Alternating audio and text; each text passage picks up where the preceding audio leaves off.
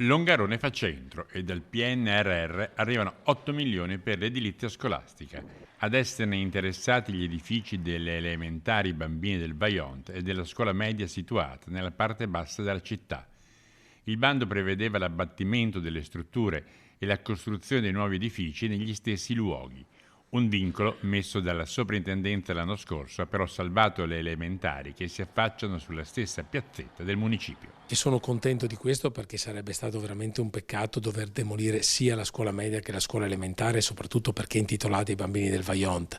La sovrintendenza l'ha vincolata, quindi noi riusciamo a procedere nonostante questo, alla demolizione solo della scuola media, e poi dovremo cercare appunto di trovare una soluzione per il futuro di questo edificio che attualmente ospita i bambini delle nostre elementari. Le nuove scuole saranno innovative, concepite su 3 piani, di cui il più basso trasparente e a forma circolare. Una forma di edilizia modulare pensata per 300 ragazzini, ma in grado di modificarsi a seconda delle esigenze.